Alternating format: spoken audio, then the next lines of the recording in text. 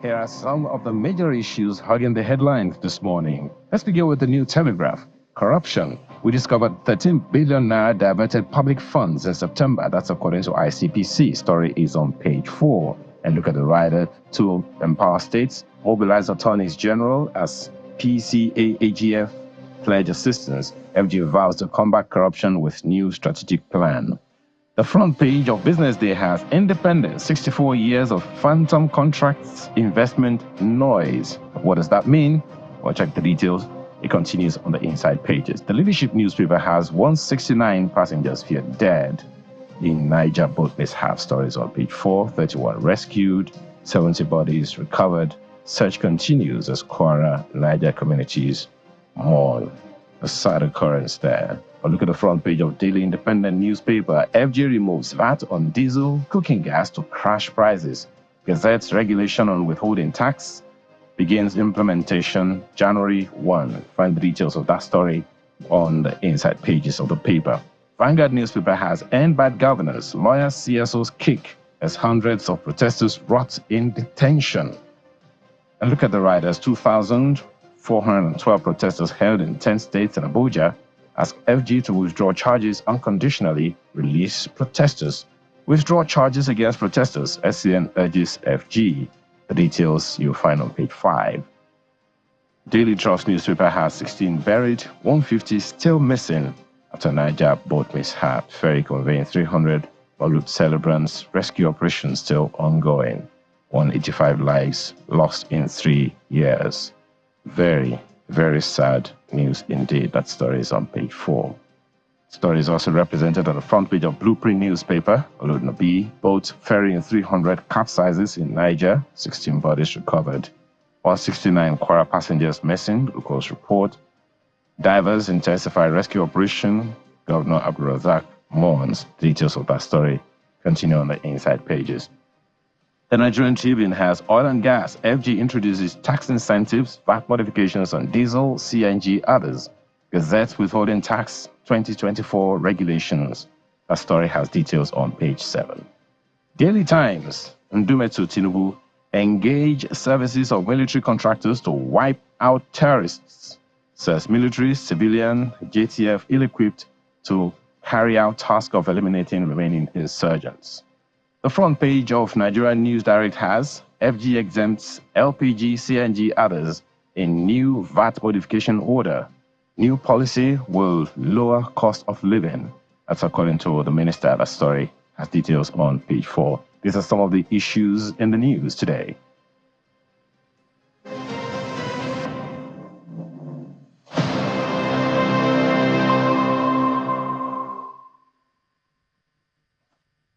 Well, it is expected to lower cost of living. But you know how some of this is play out. You never know, really, if it is indeed going to lower cost of living. I like to be optimistic about that. But the thing about all of this, guys, is that, well, you'll expect that when you get out there, cost of gas, definitely you'll see that direct impact. So if that doesn't happen, there'll be more questions as to, so why is that the case?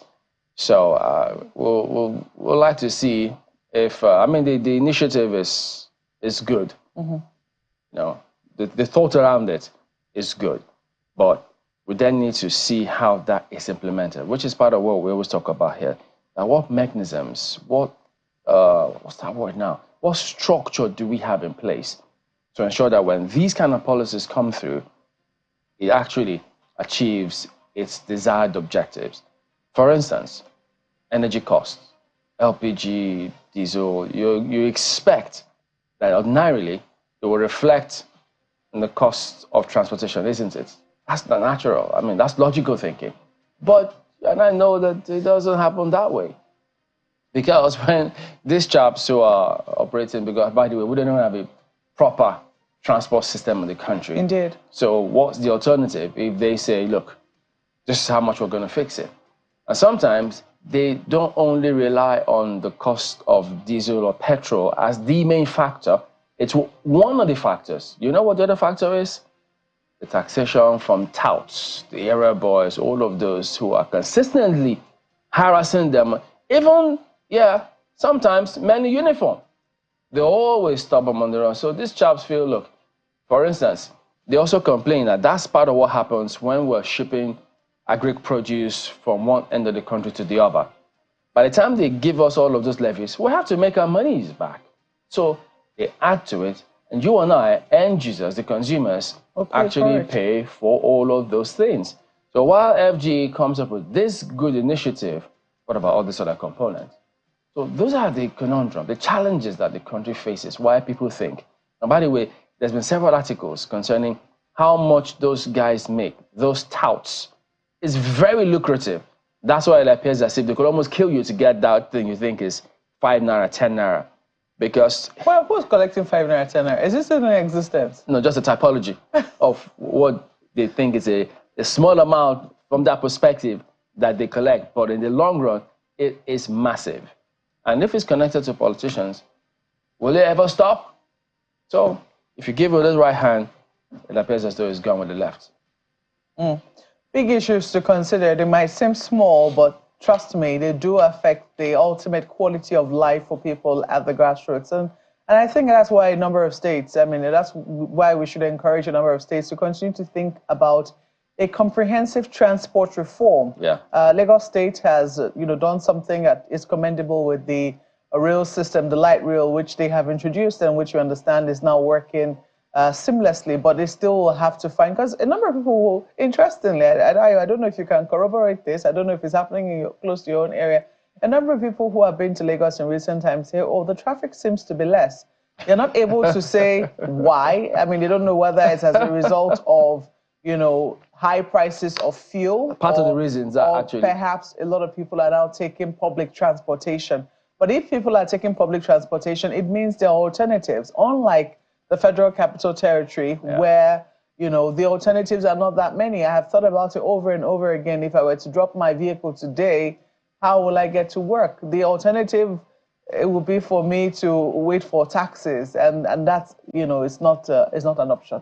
Let's just put it. But it's an option that is not an option that a lot of people, they don't have that option. They don't even have the option to be able to say, I have a car. Or I don't. If they don't have a car, then they're left with no other option to be traveling in small taxis. And that is not a viable option that a city such as the Federal Capital Territory should have. I see that there are attempts around rail, but it's not really in the mainstream just yet. People are making use of it, but it's not still in the mainstream just yet. But hey, we'll keep tabs on it and see what it is that the Minister of the Federal Capital Territory is doing in that particular regard. Let's take a look at Daily Trust front page this morning, and it's highlighting something that we've highlighted here over and over again, and it's still with transportation, interestingly, but this time around water transportation.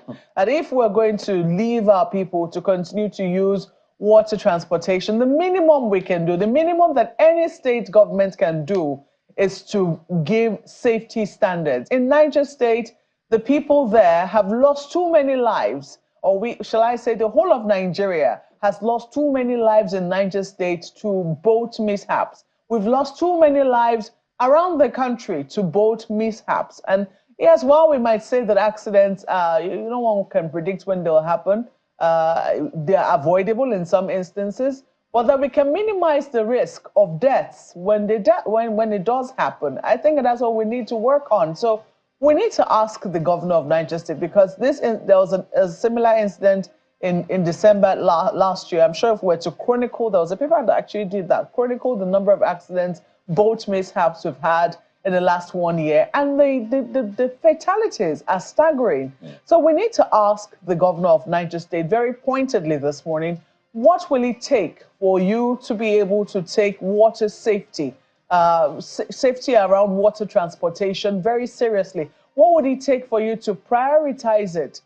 Because it is not acceptable that we keep seeing these numbers. Right now, Daily Trust is reporting 16 buried, 150 still missing. But some people are saying the figures might be as high as 300 people involved in that boat mishap. And from what we gather, these people were going to the farms to go and harvest their produce. It is really very sad. People should not be losing their lives going about their legitimate duties, trying to contribute to nation building. Now, apparently those crops are not going to get harvested, or if you're going to go and plant, as the case might be, they're not going to get. And this is a state that is also dealing, parts of it is dealing with flooding. So I think that is something that the governor of Niger State needs to prioritize. We should get a very strong statement from the Niger State government, and also commitments to what we will see around the safety of water transportation in his state. Ayo. I think one of the things that has been one of the solutions, if I can put it that way, that has been suggested or put forward over time is that the over-centralization of authorities doesn't help. And hopefully, maybe a more decentralized system with the now coming on stream, or return to a more effective local government administration systems, maybe that will help stave off some of these challenges, because indeed, if the authorities were effective and enough monitoring was there, I mean, I don't think these kind of things will happen. What you mentioned, Chamberlain, the other time about, area boys, as we call them, street urchins, trying to take on some people, in this transport sector and all of that. If that happened at that point, and the local government officials were there to ensure safety procedures and protocols, I don't think what we are talking about now we will be talking about. But hey, you are very spot on, Malpwe. We need to understand exactly what is going on, because these are not just stats. They're not just statistics. They're not just data. They're human lives. And to every human in Nigeria, at the very least, 3 or 4 people are connected to them. And that is significant. And talking about food and food security and all of that, I see something on the front page of the Leadership newspaper, where the Minister of State for Agriculture, Senator Aliyu Sabi Abdullahi, said poverty in northern Nigeria is on the increase. And let me quote something that he said. The North was known for massive agriculture as the foundation of wealth and prosperity. States in the North were known for cash and food crops, and he mentioned a few. And he also said the North held the position of Africa's largest livestock population, with 19.5 million cattle, 72.5 million goats, 41.5 million sheep, 28,000 camels, 145 million chickens, 1.2 million turkeys, and almost 1 million donkeys. And he's asking the question, what happened to us? A good number of people, particularly the elites in northern Nigeria, have been asking that same question, that northerners need to come into a room and have a conversation about this increasing poverty, because the livelihood of the people is extremely important. About quite a significant chunk of the poverty figures in Nigeria is in the north, and that is unacceptable to anyone. It doesn't matter who is president. It doesn't matter whether the president is from the north or the president is from the south. Every governor in the north is a northerner, and that should count for something. Quite a significant number of people are there, and we've always, from time to time, been bringing pictures of things that are happening in the north. We've talked about Adamawa State this morning, and the lushness of the green and everything. So why is poverty increasing? Questions, questions, questions. Nigerians need answers, and a good number of them live in northern Nigeria. Chamberlain. It's not just northern Nigeria. The Nigeria needs to have that conversation. We all feel this pinch, so we need to, perhaps on an economic basis, if we can focus on that and ask ourselves, okay, how do we retool economically so that every region in this country brings something strong, or is known with something really strong economically? And then you never can tell. It may be a major earner for this country, if only we approach it that way. All right, then that's it. We're back in just a moment. Stay on with us.